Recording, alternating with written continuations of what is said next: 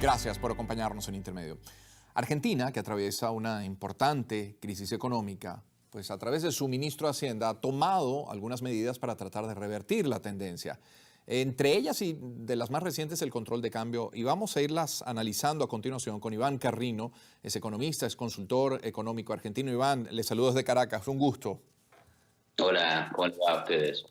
Muy bien, agradecidos por este tiempo. Comparto con nuestra audiencia medidas iniciales que son extender el plazo de vencimiento para títulos a corto plazo, enviar al Congreso el proyecto para la extensión de plazos, convocar a bancos internacionales para ese alargamiento, reestructurar deuda con el Fondo Monetario Internacional.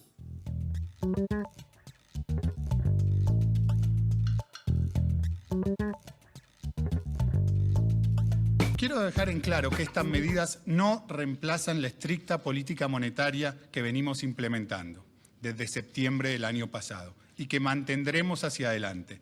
Son medidas complementarias en un contexto de alta incertidumbre.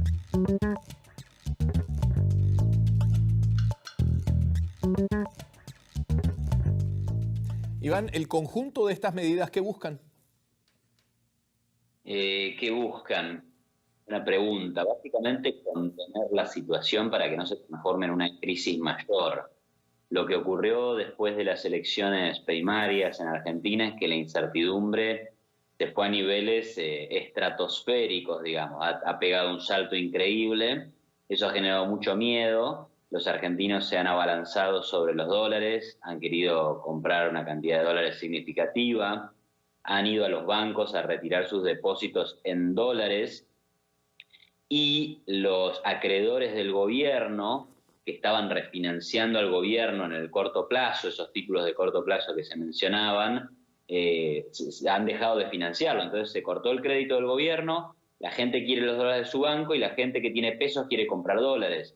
En esas circunstancias, en general, los dólares del sector privado no son suficientes y si se quiere evitar que el dólar pegue un salto incluso mayor al que ya dio el día después de las elecciones, entonces sí, el Banco Central tiene que salir a vender reservas. Eso es lo que hizo. Lo que pasa es que la situación es que no hay suficientes reservas para abastecer toda la demanda. Entonces lo que se hizo en un primer momento fue decirle a los acreedores que querían que se le pague su deuda en dólares que se iba a aplazar el pago, que se iba a pagar pero más adelante, se abrió un canje de deuda y la verdad es que como eso fue insuficiente, se terminó optando por la restricción al acceso al mercado de cambio. O sea, hoy por hoy las empresas no pueden comprar dólares para atesorar y las personas tienen un límite de compra de $10.000 por mes, que la verdad que es un límite alto, pero es un límite al fin, ¿no? A ver, padecemos en Venezuela los efectos de varios controles, entre ellos precisamente el control de divisas. Pregunto, ¿la economía sabe de ideologías? Es decir, ¿un control de cambio por el hecho de llevarse adelante en Argentina con un gobierno de derecha o de centro derecha puede ser mejor que un control de cambio en Venezuela con un gobierno de izquierda? No, de ninguna manera. Los controles de cambio son el reflejo del fracaso absoluto de la economía. Y cuanto más se sostengan en el tiempo, peor va a ser. Argentina lo vivió de entre 2011 y 2015. Un control de cambio sostenido, bastante similar al que opera en Venezuela, o operaba por lo menos hasta hace poco. Entiendo que hubo alguna flexibilización ahí. Y sus efectos fueron desastrosos, fueron muy negativos para toda la economía en su conjunto. Y entiendo que en Venezuela la situación es similar, la medida del control de cambios es muy mala. Ahora bien, la única diferencia que se puede observar aquí es la siguiente, o sea, el control de cambios es básicamente atacar las consecuencias de un problema que tiene una causa previa, ¿no? En el caso de la Argentina o de Venezuela era una alta inflación que hacía que la gente buscara demandar dólares y esos dólares eran escasos y por tanto el gobierno, para evitar una devaluación o admitir la depreciación de la moneda, imponían el control de cambios. Eso fue lo que hizo el gobierno anterior en Argentina. El de ahora lo que está tratando es de vuelta atacar las consecuencias, evitar que suba el precio del dólar o evitar quedarse sin reservas. Pero son consecuencias de una crisis de confianza y una gran deuda pública, ¿sí? Ahora bien, atacar las causas implicaría que el gobierno actual anunciara un plan económico creíble en donde mostrara que va a pagar la deuda, que tiene la plata para hacerlo y que si no tuviera la plata para hacerlo, impondría recortes en el gasto público de manera de poder cumplir esos compromisos. Ahora bien, dado que a este gobierno, que ya se está yendo porque las elecciones primarias dieron un resultado en el que prácticamente Alberto Fernández va a ser el próximo presidente, entonces ese anuncio que podría hacer este gobierno no tiene ningún impacto, no es creíble, porque en 3 meses cambia el gobierno. Entonces no queda otra alternativa que imponer el control. Bueno, o permitir que todo explote más fuerte, ¿no? Eso también podría ser, pero obviamente que eso sería una crisis todavía mayor. Entonces, yo te diría, es un control transitorio, esperemos que dure lo menos posible y que por lo menos permita llegar a diciembre, que asuma el nuevo gobierno, aunque podría ser este también, pero que ahí anuncien un plan económico que genere cierta confianza y que permita terminar con este control lo antes posible. Un presidente distinto a Macri habría podido hacer algo diferente. Es decir, ¿cuán responsable es Macri de la crisis económica que hoy atraviesa la Argentina? Bueno, mira, yo justo estoy preparando una presentación sobre el tema, ¿no? Macri recibió una economía con muchos problemas. El punto central del problema era el gasto público y el déficit fiscal, que generaba muchas ramificaciones como la inflación, como una alta carga tributaria, como impuestos distorsivos sobre el sector exportador.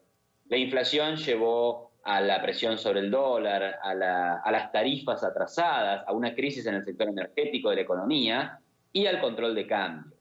Macri resolvió el control de cambios, solucionó gran parte del problema energético, bajó los impuestos a los exportadores, o sea, atacó varias de las consecuencias del problema principal y las resolvió liberalizando, que es algo deseable. Lo que sí se le debe adjudicar al gobierno de Macri es que no se tomó en serio la cuestión fiscal. O sea, el déficit fiscal y el gasto público no cambiaron de manera significativa. Si bien el gasto algo bajó, como también se bajaron impuestos, el déficit se mantuvo en el mismo nivel hasta el año pasado, ¿no? Y el año pasado la confianza se acabó, el financiamiento para el gobierno se terminó y tuvimos una primera crisis que fue la de 2018, con una tremenda devaluación de la moneda, con un fuerte salto de la inflación y una caída del salario real y de la actividad económica. Las medidas de austeridad que se impusieron con el Fondo Monetario Internacional estaban dando ciertos resultados, la inflación empezaba a bajar, el resultado fiscal empezaba a ser razonable o más chico, pero ahí vino el golpe de las PASO, el de las elecciones primarias. Y el golpe de las elecciones primarias es un miedo muy grande a que todo este programa de austeridad se abandone. Si se abandona eso, volvemos al problema principal. Entonces, bueno, ahí hay la responsabilidad, ha sido no resolver el problema fiscal. Bueno, y sobre lo que está pasando en las últimas semanas, ahí hay un tema de expectativas a futuro, ¿no? Claro, esas elecciones recientes dejan la duda sobre si el argentino promedio ha entendido realmente dónde estuvo el origen de esta crisis, ¿cierto? Bueno, absolutamente. La consigna de la campaña de Fernández, o sea, del kirchnerismo, ha sido que van a encender la economía estimulando el consumo. Y eso quiere decir aumentar el gasto público, quiere decir aumentar el déficit fiscal, quiere decir tener más inflación, quiere decir tener más devaluación o tener más riesgo país. O sea que esas cosas al final van a terminar deprimiendo más todavía a la economía. Sin embargo, ha salido el más votado, ¿no? Entonces, bueno, claramente en ese esquema evidentemente no se ha comprendido el eje del problema. Acá hay un problema que es que la población no entiende o no le parece bien tener superávit fiscal o tener equilibrio fiscal o no tener un gobierno que gasta sostenidamente más de lo que ingresa, porque si no lo que tendríamos que tener es la gente pidiendo medidas de austeridad pública y eso no es lo que se ve, digamos. Claro. Iván, agradecido por este tiempo y por aproximarnos a la realidad que vive la Argentina, ¿eh? Bueno, gracias a ustedes y mucha suerte. Feliz noche. Iván Carrino es economista, es consultor económico argentino. Tiene la gentileza de acompañarnos a esta hora de la noche. Vamos a la pausa, volvemos enseguida con más.